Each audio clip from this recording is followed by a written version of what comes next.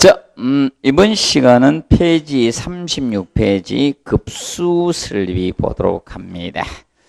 자, 급수설비의 종합 문제를 대비하기 위해서 기본적으로 이 내용을 알아두십시오. 먼저 먹는 물의 수질 기준이 나오고 있습니다. 먹는 물의 수질 기준. 그래서 탁도는 1NTU를 기준 잡고 있습니다. 그런데 주의할 점이 자, 수돗물은 얼마다? 0.5가 됩니다. 수돗물의 탁도는 0.5 NTU 단위가 됩니다. NTU라는 것은 비탁계로 물에 흐린 정도를 측정한 단위가 NTU 단위가 됩니다. 그리고 색도는 5도가 됩니다. 그리고 경도는 1000이죠.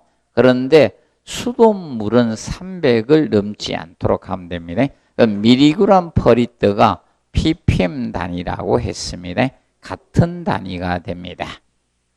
자, 그리고 수소 이온 농도 pH는 5.8에서 8.5로 보는데 주의할 거는 자, 샘물이나 먹는 샘물 이런 조건이 주어져 먹는 공동시설물의 경우는 pH 4.5에서 9.5가 됩니다. 그러면 옛날에 이 pH가 나올 당시는 예외 조건이 없었습니다. 그런데 지금은 예외 조건이 생겼다는 것을 명심하면 됩니다. 그러면 수돗물의 pH는 얼마다?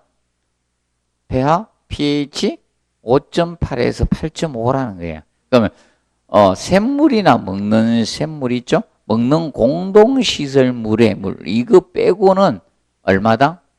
5.8에서 8.5고 그 세 가지 물만 pH 4.5에서 9.5가 된다는 겁니다. 그리고 자, 정발 잔유물은 500입니다. 염소 이온이 250 그리고 세제는 0.5입니다. 가망간산 칼륨 소비량은 10입니다.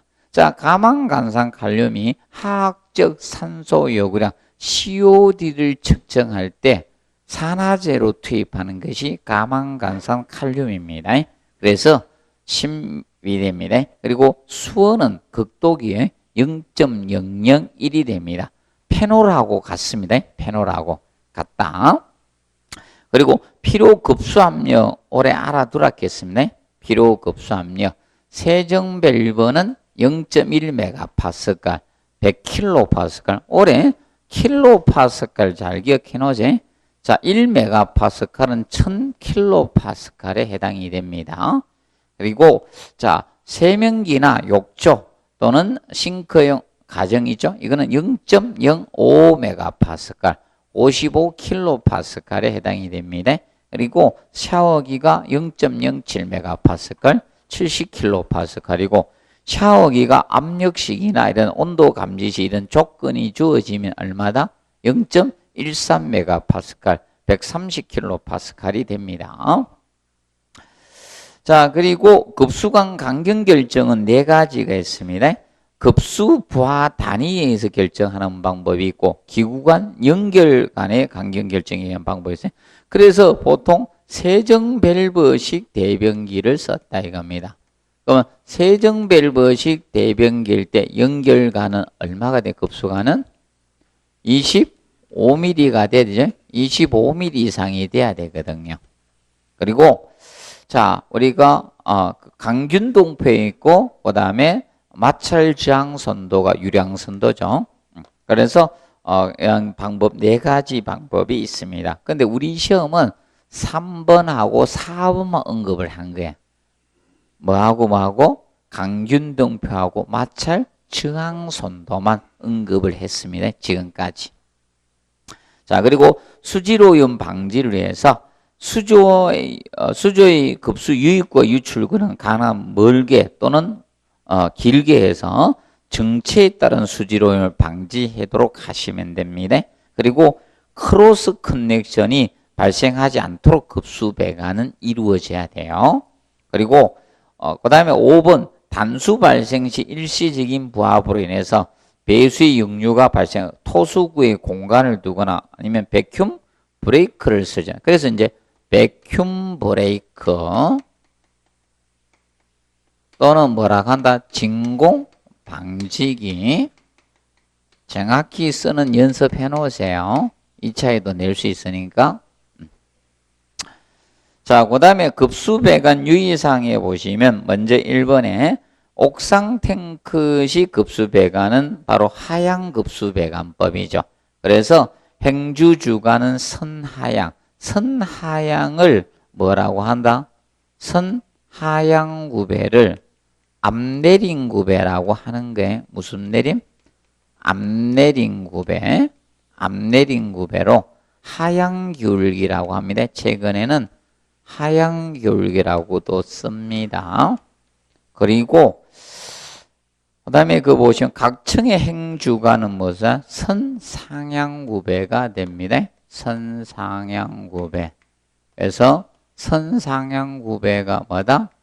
앞 올린 구배에 해당이 됩니다. 앞 올린 구배. 기억을 해 두시고, 그 다음에 자, 공기 빼기 밸브는 굴곡 배관인데 공기가 정체되기 쉬운 부분에 설치해서 공기를 제거해주는 굴곡 배관이나 디귿자 배관에 설치하는 게 뭐다? 공기 빼기 밸브입니다. 그래서 3번하고 헷갈리면 안 됩니다. 자, 그래서 습격작용 방지 대책으로 공기실 에어챔버를 설치하는 겁니다. 그거하고 혼돈이 없도록 해주시면 됩니다. 그리고 습격작용 방지 대책 간격은 어떻게? 크게 해주시고 유속은 느리게 하고, 그 다음에 굴곡 배관은 억제해주고, 그리고 수압은 어떻게? 적게 해야 돼. 수압은 적게 하는 것이 좋습니다. 기억을 해 놓으시기 바랍니다. 자, 그리고 공기실 에어챔버 항상 기억해 놓으십시오. 그리고 급수배관의 바닥벽을 관통하는 부위에 설치하는 것은 뭐다? 슬리버입니다. 슬리버. 그래서 여기서는 공기 빼기 밸브하고 공기실 슬리버 정확히 구분 좀 해 두시기 바랍니다. 그 다음에 배관 공사 후에 피복 공사하기 전에 수압 시험은 해 주시면 됩니다. 자, 그리고 37페이지 급탕 설비. 자, 급탕은 앞전에는 작년 시험의 경우는 급탕 배관 쪽을 종합 문제로 해서 출제를 했습니다. 그래 올해는 한 문제는 급탕 설비 전반적인 종합 문제가 될 것 같고요. 계산 문제가 아마 하나 나올 가능성이 있다, 이렇게 보시면 됩니다. 그래서 급탕 설비 쪽에서 먼저 1번에 어떤 물질 1kg을 1K 올리는 데 필요한 열량을 뭐다? 비열이라고 하고, 물의 비율은 약 4.2 kJ/kg K가 되어 주시면 됩니다. 그리고 자, 2번에 급탕하게 사용하는 물은 경도가 높은 물을 쓰면 안 되겠죠? 경수를 쓰면 안 좋습니다. 그래서 무슨 수를 쓴다? 연수를 씀이 바람직합니다. 그리고 급탕 표준 온도는 60에서 70도씨가 표준 온도가 됩니다. 그리고 주택이나 아파트, 호텔 1인 1일당 급탕량은 75에서 150리터로 설계가 되어지고 있습니다. 그리고 급탕 순환 펌프는 원심 펌프를 거의 사용하고 있습니다. 그리고 서모스탯은 뭐다? 자동 온도 조절기였습니다. 그러면 서모스탯이 자동 온도 조절기로서 얘는 어디에 설치한다? 자, 이겁니다. 저탕형 탕비기하고 저탕형 탕비기 쪽하고 간접 가열식 있죠? 간접 가열식에서 자, 뭐가 필요하다? 서모스탯 자동 온도 조절기가 필요합니다. 쉽게 저탕조에서 데우는 방식들은 자동 온도 조절기인 서모스탯이 필요하게 됩니다. 그래서 정확히 이제 준비하시고, 자, 우리 시험에 냈습니다. 그럼 2차 시험에 쓰는 거 낼 수 있다? 서모스탯. 이렇게. 잘 써야 돼요. 쓰는 생각이 나는데, 제가 설명해 줄게. 나중에 쓰는 생각이 난다니까? 근데 이 서가 아니고, 어떻게 서를 쓰고 시작한다? 이렇게 쓰고 서시할 때 이걸 쓰고 시작. 이래 써놓고 뭐더라 이러면서 쓰는 분들 많아요. 나중에 앞전에 방섭청을 못 써가지고 그렇게 들었는데 방섭청 또는 방섭막이라고 했는데 생각이 안 나더래. 어쩌다 생각하니까 방자만 생각났대. 그리고 나서 뒤에 청을 생각했대. 그리고 나서 나중에 숫자를 적었을 때 방수청 이렇게 적으셨대. 아무리 생각이 안 나더래. 쓰려고 하니까. 그 전에 잘 생각나다가 막상 쓰려고 하니까 생각나네. 이것도 쓰기 쉬울 것 같죠? 그래서 기억하시고 써먹을 때 자, 알아두시고 그 다음에 중앙식 급탕법은 중앙식 이거 뭡니다. 써먹을 때 자, 그리고 거기 보면 중앙식 급탕법은 제가 오타 쳤습니다. 권치세요?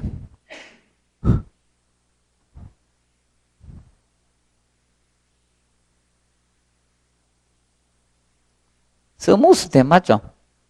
제가 이걸 잘못 썼는가? 서모스테신가?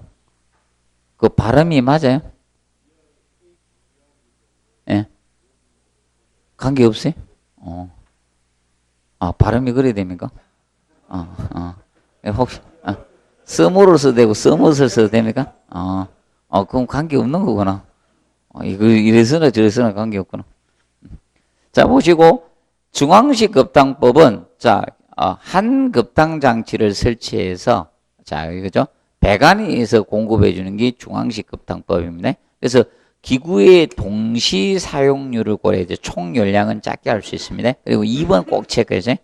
배관 도중에 열손 시거고 시공 후 기구 정설에 따른 배관 변경 공사가 어렵다는 측면을 기억하시고 그 다음에 직접 가열식은 온수 보일러에서 물을 직접 가열하는 것이 직접 가열식이 됩니다. 그렇다 보니까 새로운 자 여러분들 이거죠. 직접 가열식의 경우는 팽창 탱크의 물이 자 팽창 탱크의 물이 어디를 통해서 급수관을 타고 어디로 들어온다 했어요? 온수 보일러에 공급이 되는 거예요. 온수 보일러에. 그럼 온수 보일러에 자 이거죠. 우리가 물을 사용한 만큼 새로운 물이 공급돼야 되죠. 그래서 급수관이 있는 거예요. 급수관을 통해서 물이 공급돼서 여기서 데웁니다. 그러면 이 보일러가 직접 가열하니까 여기에 뭐가 낀다? 스케일이 생긴다겠죠? 스케일 발생이 되고 그러니까 전열율 떨어지니까 보일러 수명은 길다 짧다? 짧아요. 수명이 짧은 거예요. 그리고 건물의 규모 제한을 받을 수밖에 없다. 자, 공급 압력을 유지하는 게 팽창 탱크의 압력으로 공급 압력을 유지합니다. 그러면 팽창 탱크가 자 쉽게 고층에 공급하기 전에 팽창 탱크에서 많은 압력을 가야지 공급이 되는 겁니다. 그렇기 때문에 건물의 규모 제한을 받을 수밖에 없다. 그래서 얘는 대규모의 사용을 할 수가 있다 없다? 없다는 측면을 우리가 알아두시면 됩니다. 그리고 간접 가열식은 저탕존에 가열 코일을 설치해서 우리가 하는 방식으로서 글씨가 작아졌나?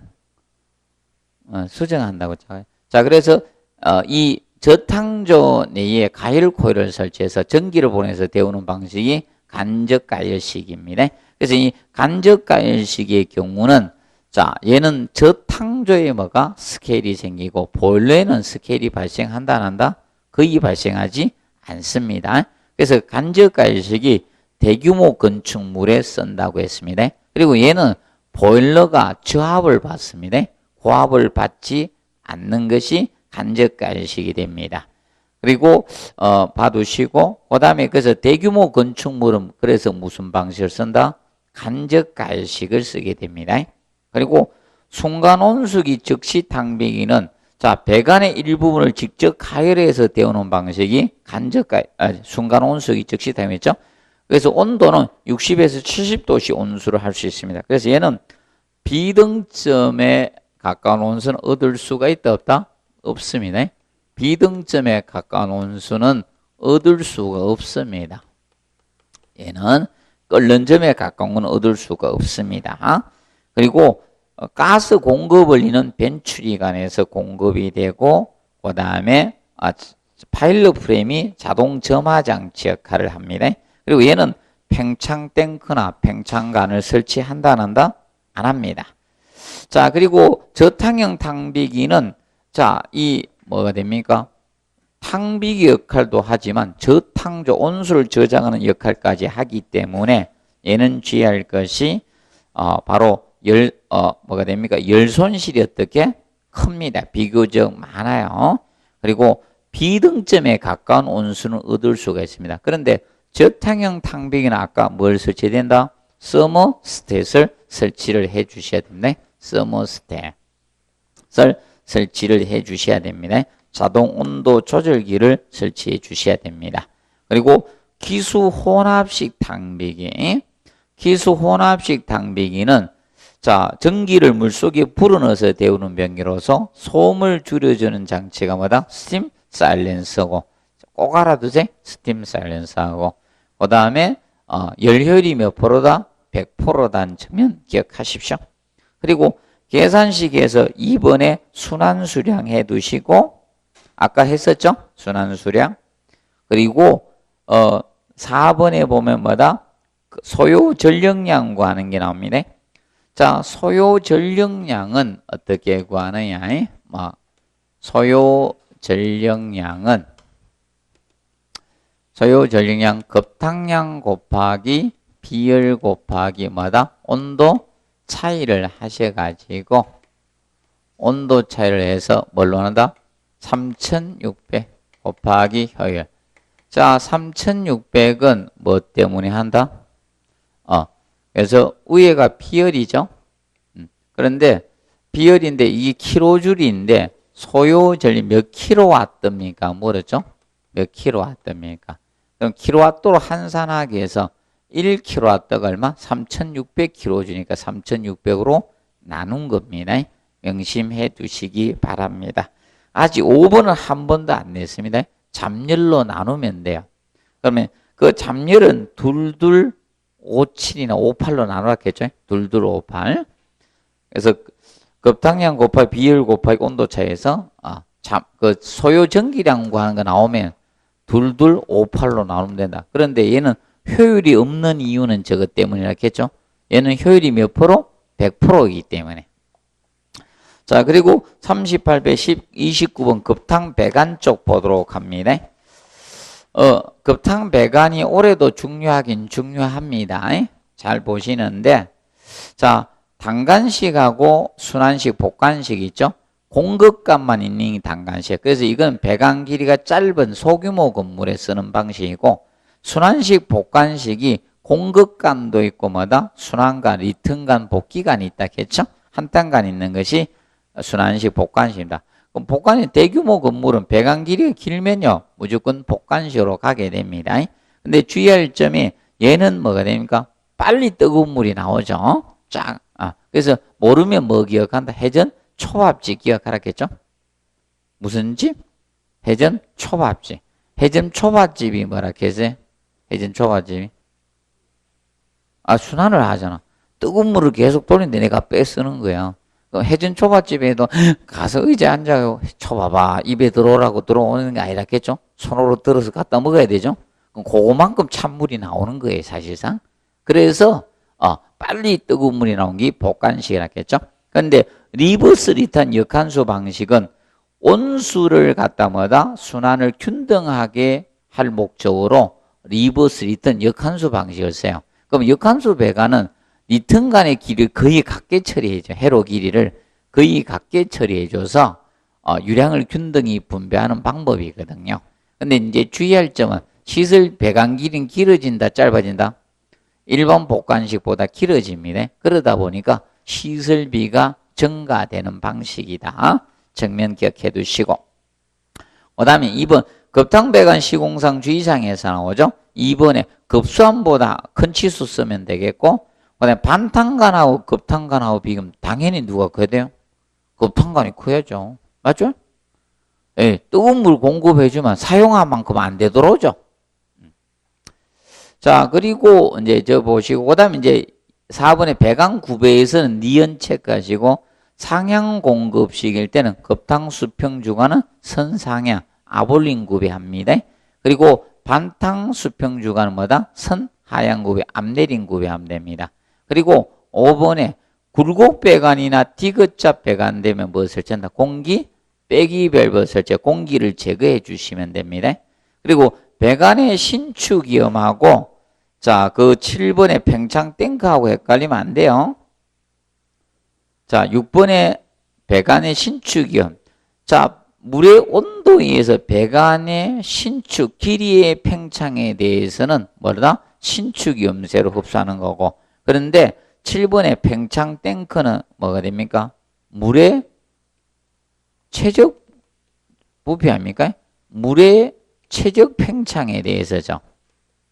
물의 팽창 아닙니까? 최적 팽창을 갖다가 흡수해 주는 것이 무엇이다? 팽창 탱크, 팽창관이고요. 헷갈리면 안 됩니다. 명심하세요. 바꾸면 안 됩니다. 물의 팽창에 대한, 최적 팽창에 대한 것을 흡수하는 게 뭐다? 팽창 탱크의 역할이 됩니다. 주의해 주시면 됩니다. 그리고 배관의 신축위험세 종류는 외우십시오. 슬리브형, 벨로형 신축위험세, 신축 곡관이 루프형이었죠. 스위블 조인트, 볼 조인트 몇 가지?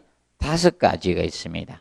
이 5가지 있는데 특히 신축위험세 강간은 30이고 동간은 20m마다 설치해 주면 됩니다. 특히 스위블 조인트, 스위블 위험세 2개 이상 엘보를 이용해서 신축을 흡수하는 거죠. 방열기 주위 배관이니까 니은이 의미하는 것이 난방배관이죠. 맞죠? 방열기 주위 배관이니까 난방배관 쪽입니다. 난방배관 쪽에 사용하는 신축위험세가 됩니다. 그리고 신축곡관은 고압배관에 쓰는 겁니다. 그래서 거기 보면 슬리브형이나 벨로제형하고 스위블 조인트 이 3가지죠. 얘는 저압에 쓰는 거예요. 저압에. 슬리브형하고 벨로제형하고 스위블 조인트 있죠. 이것은 이 3가지는 고압배관 쪽에 못 씁니다. 얘는 저압배관 쪽에 쓰는 겁니다. 저압 쪽에. 기억을 해 두시고 그 다음에 자 8번의 팽창관에서 우리가 주의할 거는 자 저겁니다. 디귿의 급탕 수직관을 연장해서 팽창관을 합니다. 그러면 강경 축소 없습니다. 그대로 연장해서 급탕 수직 주간을 그대로 연장해 주면 됩니다. 그리고 자 리얼의 팽창관 도중에 절대로 밸브를 설치해서는 된다니다? 안 됩니다. 그리고 10번에 관내 유속을 너무 빠르면 습격작용이 생기죠. 2m 세크초당 이하로 설계해 주시고 그 다음에 11번 관내 신축을 고려해서 건물에 뭐다? 벽 간통 배관에 뭘 설치한다? 슬리브를 설치해 주시면 됩니다. 자, 그리고 자 39페이지 배수 설비 쪽에서 1번 수세기, 세면기 그리고 주방 싱크 등에는 간접 배수관을 두지 않는다. 자, 그럼 얘들은 무슨 배수한다? 직접 배수예요. 직접 배수하는 거죠. 직접 배수하고 간접 배수의 차이점이 그렇겠죠. 직접 배수는 배수관에 직접 연결을 하는 거고 간접 배수는 배수관에 직접 연결하지 않는 게 간접 배수예요. 근데 지금 현재 여기 있죠. 세면기나 청소용 싱크 이거는 뭐다? 배관에 직접 연결하죠. 직접 배수관, 간접 배수관을 두지 않는 겁니다. 그리고 2번 일반 배수관에서 1번 기구와 배수 누수 되지 않도록 접속하면 물 안 새고 공기 안 새야지. 그리고 고온 배수 45 미만으로 냉각군에 배수해 주시고 그 다음에 3번에 자 배수관의 수직관 및 수평관 모두 배수의 흐름 방향으로 간지름을 축소해서는 아니 되옵니다. 기억을 해 두시고 축소하지 않는다. 정리를 해 두시면 되겠습니다. 그리고 우리가 알아두실 거, 자 이겁니다. 기구 배수관 있죠. 자 기구 배수관에다가 자 이리 가면 이렇게 되죠. 그래서 배수 뭐다? 수평지간, 그리고 배수 수직, 수직간, 그리고 배수 수평주간. 이렇게 흘러가게 됩니다. 그래서 간경이 오른쪽으로 할수록 커져야 돼요. 간경은 이렇게 되어 주셔야 됩니다. 자, 그리고 자, 4번에 배수 수직간은 어느 중에서 최하부의 가장 큰 배수 부하 단위가 부담하는 부분의 간지름과 동일 간지름으로 해준대. 그러면 대변기가 수직간 지름이 되는 거예요. 대변기 간지름이 뭐가 된다? 수직간 간지름이 되는 거예요. 자, 그리고 자, 6번에 배수지간 등이 합류하는 경우 반드시 45원의 예각체까지 그 밑 동그라미 딱 반드시 45원 예각으로 한다. 왜 그런가 하면 O배수는 T나 크로스 쓰면 안 된다 했겠죠. 뭐 가지고 한다? Y간 가지고 해요. Y간 가지고 하기 때문에 45대 이내 뭐다? 예각이 돼야 되는 거예요. 자, 그리고 수평 기울기로 합류하시면 됩니다. 그리고 8번에 이중 트랩을 만들면 안 됩니다. 그리고 배수 수평 주간 또는 수평 지간에 T형 이음새나 ST형 이음새나 크로스, 쉽게 이거 쓰지. 이거 쓰면 안 된다 이거야.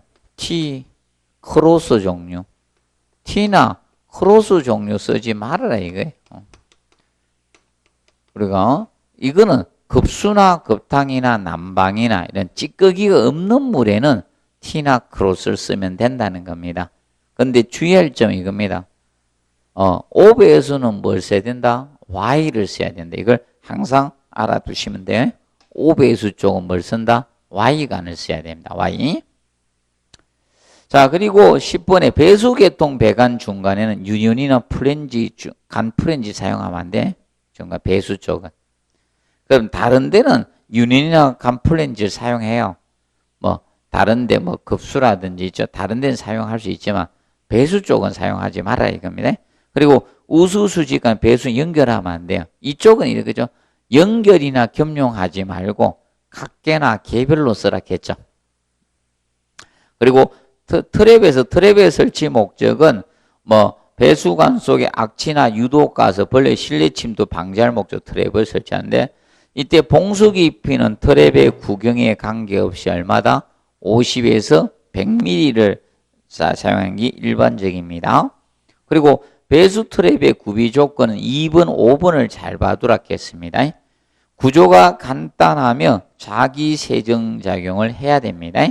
그리고 5번에 가동 부분이 조립체 또는 칸막이에 의해서 봉수를 형성하는 구조가 되어서는 된다는다?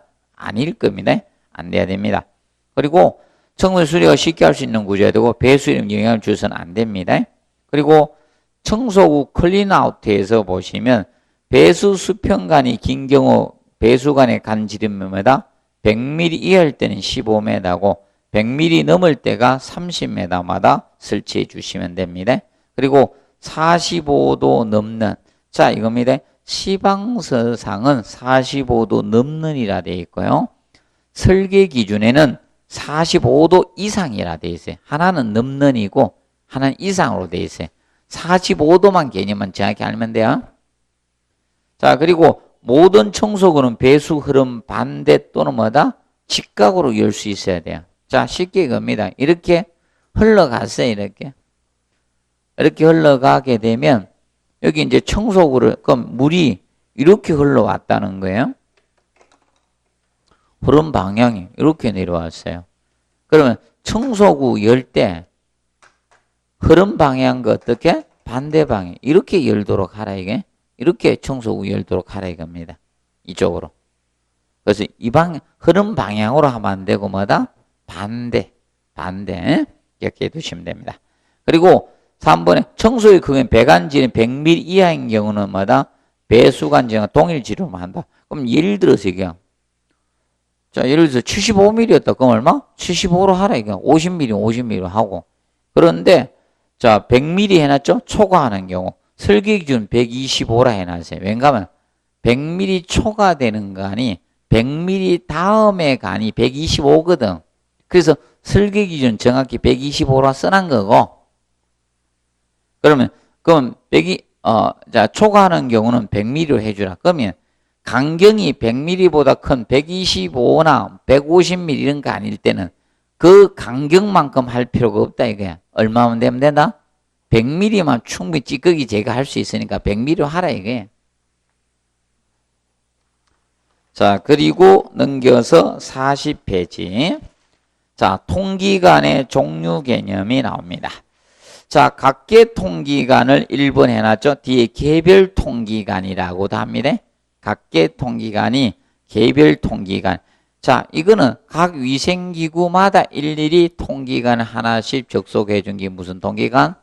각계 통기간이다. 자, 배수 수평지간이 있습니다. 지간이 있고 배수 수지간이 있습니다. 그리고 통기 수지간이 있습니다. 통기 수지간이 있을 때, 자, 이거죠. 각 위생기구마다 일일이 하나씩 설치해주면 이것이 무엇이다?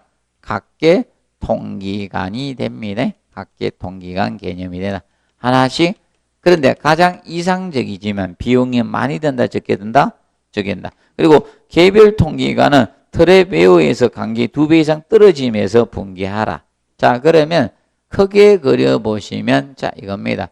이렇게 해서 개별 통기를 한다는 거예요. 그러면 여기 피트랩을 개별 통기를 했어요. 이렇게 해가지고, 이렇게 해서 되면, 그러면 여기에 봉수를 보호하기 위해서 무엇을 접속해준 통기관을 공기 공급 분기를 해야 되겠죠? 그럼 요 안에 고인 물이 뭐라 했어요? 봉수. 그럼 이 봉수가 있을 때 여기를 디프라 했죠? 디프보다 낮아진 봉수가 파괴된다 했죠? 그럼 여기가 뭐다? 웨어 언덕 넘어가야 되죠, 물이. 언덕 넘어서. 그러면 여기에서 웨어에서 최소한 간격이 몇 배? 2배 떨어진 위치. 여기에서 분기하라 이게. 요 위치가 간격이 몇 배 떨어지라? 2배 이상 떨어진 위치에서 하라 이 뜻입니다. 몇 배? 2배. 간격이. 그래서 이렇게 이제 통기 수직간에 이렇게 연결을 해 주는 거예요. 이것을 의미하고 있다. 자, 그리고 자, 그다음에 이제 이번에 루프 통기간, 회로 한상 통기간에, 자, 루프 회로 통기간은 자, 이거였습니다. 자, 기구가 이렇게 있을 때, 자, 루프 통기간은 어디에다 접속한다? 자, 수직간에 가까이 있는 걸 하류기구라 했겠죠? 수직간에서 멀리 있는 걸 뭐다? 상류. 얘가 최상류기구가 되고, 얘가 최하류기구가 되는 거예요. 최하류기구가 됩니다. 그럼 이때 통기관을 접속해 최상류기구 쪽에 접속해서 여러 기구를 담당하면 이것이 뭐다? 회로 루프가 되는 겁니다. 그래서 최대 몇 개까지 가능하다 기억해놨죠? 최대 8개까지 기구를 자 우리가 할 수 있습니다. 그런데 대변기는 3개까지 가능합니다. 그 점을 알아두시고, 그래서 그 점 기억해두고, 그 다음에 이제 거기 자, 리얼의 배수 수평지간의 통기간 기울기는 12분의 1 이하로 해주시면 되겠고, 그 다음에 자, 비읍 보시면 회로 통기간 간격은 배수 수평지간과, 자, 기억하세요? 배수 뭐하고? 수평지간하고 이거하고 통기 수직간 중에 무슨 쪽? 작은 쪽 간격의 하프 2분의 1이 되어 주시면 되는 거예요. 기억해 놓으시고, 그 다음에 그 3번의 도피 통기관은 루프 회로 통계 통기 능률 촉진하게 해서, 자, 보통 도피 통기관은 대변기가 4개 이상이면 뭘 설치해 준다? 도피 통기관을 설치해 줘야 돼요. 최하류기구 쪽에. 자, 여기 바로 무슨 통계다? 도피 통기관이 되는 겁니다. 그래서 회로 루프 통기 시 통기능을 촉진할 목적 최하류기구의 하류측에 접속해서 통기능을 중에 도피 통기관이 됩니다. 그런데 습식은 항상 기억하기 뭐가 나야 된다? 통기와 배수를 겸해야 돼요. 자, 이 개념이라 해서 이렇게 되어 있으면 지금 현재 여기에 기구가 이렇게 있는데 최상류 기구 쪽에 통기관을 이렇게 접속을 해줬어요. 그럼 여기까지는 사실 무슨 통기관? 회로 루프예요. 이게 회로 루프 통기관이 되는데 어느 부분이 섭식이다? 요 부분이 배수도 되고 뭐도 된다? 통기도 되게 두 개 겸한 거예요. 그러면 세면기에서 물을 안 내리면 어때? 통기고 세면기에서 물을 내면 배수가 됩니다. 그래서 뭐라 한다? 섭식. 그래서 명심하세요. 최상류 기구에 접속해서 통기와 배수 역할을 겸하면 그때는 뭐다? 섭식이고 만약에 그냥 최상류 여러 기구를 담당한다 그러면 뭐다?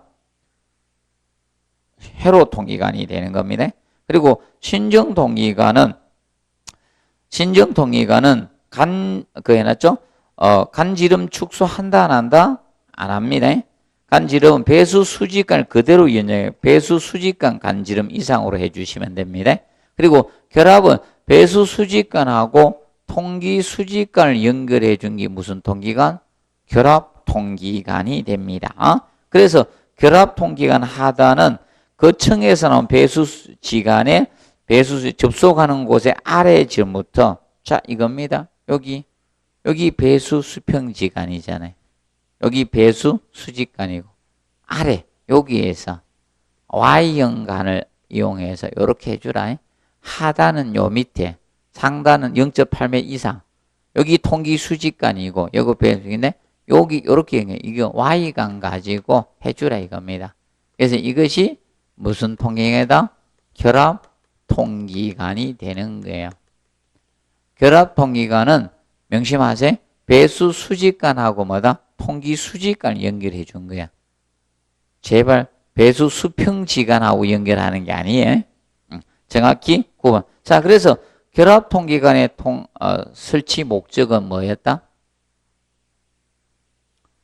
배수 수직간의 통기를 원활하게 해서 공급해 주는 게 뭐다? 결합이잖아요. 그 점 기억하시고 그 다음에 배관 설계 및 시공상 주의사항이 나옵니다. 그래서 1번 통기 수직관은 우수 수직관을 사용해서는 안 됩니다. 자, 그리고 거기 보시면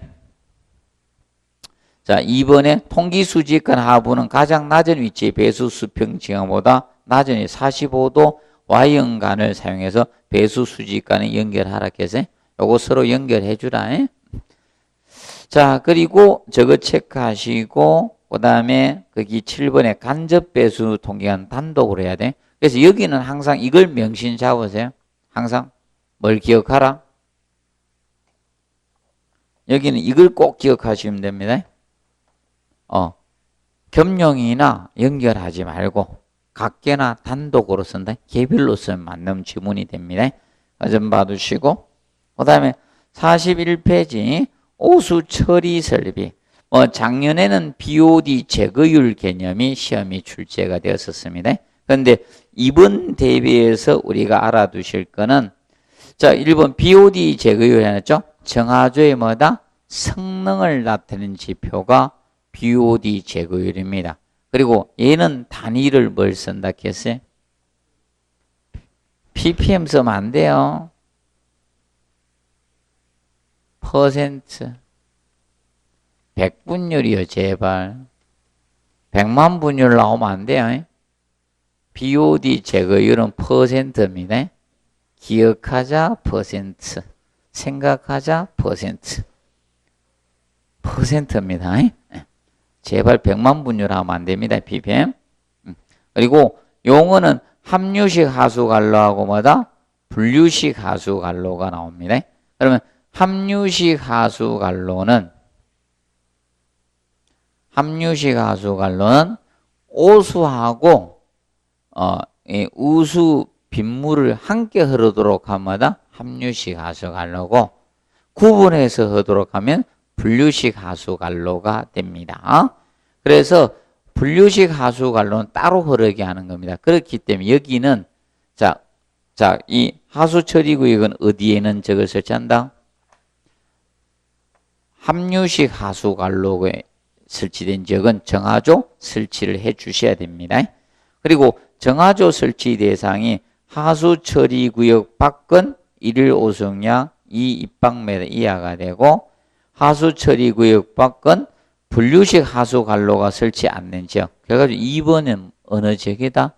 함유식 하수관로가 설치된 지역. 여기는 정하조 설치해야 된다 이겁니다. 그리고 오수 정하 처리 방식은 생물학적 처리 방법을 잘 공부하세요. 호기성 처리하고 현기성 처리 구분하십시오. 하나만 정확히 알아야 된다 했죠? 그러면 현기성 처리는 현기성 미생물을 활용하는 방식입니다. 그렇다 보니까 부패 탱크하고 무슨 탱크? 이모포 탱크가 들어가면 현기성 처리. 나머지는 무슨 처리? 호기성 처리 방식이 된다 했습니다. 그러면 현기성 처리는 기술력을 활용하지 않습니다. 그런데 호기성 처리는 뭐 폭기나 살수 이런 걸 하면서 기술적인 처리를 하게 됩니다. 그래서 누가 처리 시간이 빠르다? 호기성 처리가 처리 시간이 빠릅니다. 그래서 저장한 공간이 적어도 되죠. 그런데 일반적인 현기성 처리는 저겁니다.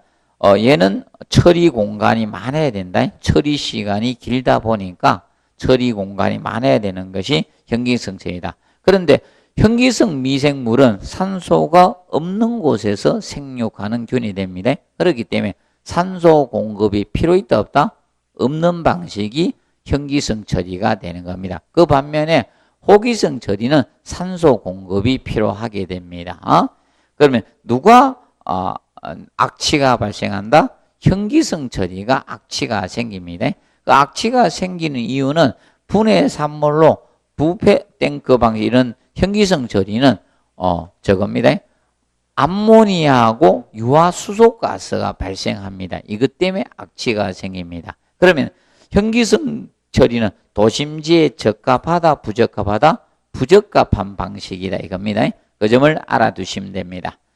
그래서 구분해서 해놓으십시오. 그리고 물리적 처리 방법은 스크린, 침전, 교반, 여과가 있는데 이 중에 스크린이 일종의 여과 장치라고 했습니다. 그래서 큰 부유물질 제거하는 정화전 처리 방법에 해당되는 게 뭐다? 스크린입니다. 그런데 이 스크린이 정화조에서 가장 비위생적이라 했죠. 정화조에서 가장 비위생적인 곳이 어디다? 스크린 부분이 된다 했습니다. 기억해 놓으시고 그 다음에 침전 및 소화실, 부패실의 구조 및 규격 해놨죠. 2실 이상 4실 이하로 구분해서 직렬 꼭 체크하세요. 직렬로 연결을 하셔야 됩니다. 그리고 총 유용이 1.5 입방미터 이상으로 하되 처리 대상이 5명을 초과하는 경우는 5명당 얼마다? 0.5 이상을 가산하라. 다만 처리 대상이 3명 이하일 때는 1제곱미터 이상으로 해주면 된다. 1 입방미터 이상으로 하면 된다. 그러면 사실 이게 1.5 플러스 n-5에다 곱하기 0.01을 하자는 거거든요. 식이. 정화조 용량이, 부패시 용량이. 그래서 어떻게 한다? 인원이 주어지면 어떻게 하라? 300명이 주어졌다. 그러면 소수점 하나 찍고 플러스 1. 이거 0.1입니다. 이렇게 하시면 그러면 얼마? 31 입방미터가 부패시 용량이 된다 했습니다. 그리고 거기 보면 최종실에 뭐다? 여과장치, 여과조 두라 이겁니다. 여과장치에 설치해서 그 장치 아래에서부터 오수가 통과하는 구조여야 된다. 상향 여과가 되도록 해주라 이겁니다. 그리고 5번에 생물학적 산소량은 50% 이상을 제거할 수 있는 양으로 해주시면 됩니다. 보다 42페이지. 자, 가스 설비. 작년에도 종합적으로 냈죠. 가스 배관이나 가스 계량기 종합으로 냈는데, 자, 올해는 그 압력도 봐주세요. 고압, 중압, 저압. 조건이 안 좋아지면 0.1메가파스칼 이상에서 1메가파스칼 중압이죠. 그런데 저압은 0.1메가 미만이 될 거고, 고압은 1메가파스칼 이상 고압이라 하는데, 옆에 조건이 주어지면 달라진다. 저압은 자, 기하되고 액화가스가 기하되고 다른 물질과 혼합된 0.01메가파스칼 미만이 되고, 그 다음에 중합은 0.01메가파스칼 이상에서 0.2메가 미만이 돼요. 그런데 위에 봅니다. 다만 액체 상태로는 액화가 고압으로 봐줍니다. 왜 그런가 하면 4번 보시면 액화가스는 상용의 온도나 또는 섭씨 35도에서 0.2메가파스칼 이상을 액화가스라고 했거든. 그러면 중합에서 조건 주어지면 그게 나죠. 0.01에서 뭐다? 0.2메가 미만까지를 우리가 압력이라. 그래서 액화가스는 0.2메가파스칼 이상이 되니까 얘는 뭐가 된다? 고압이 되는 거예요. 그 구분 정확히 해놓으세요. 자, 그리고 가스 배관 설치 주의사항. 매설 깊이는 최소가 뭐다? 60cm, 0.6m 이상 해주시고. 근데 차량 통행하는 폭 8m 이상 도로나 철도 부진 얼마다? 121.2m 이상 해주면 됩니다.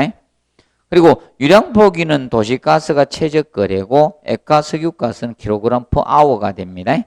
그리고 배관의 지지는 파이 13 미만일 땐 1m, 파이 13 이상에서 자 우리가 파이 33 미만은 얼마 2m고 파이 33 이상일 때 3m 개념이 되어 주시면 됩니다.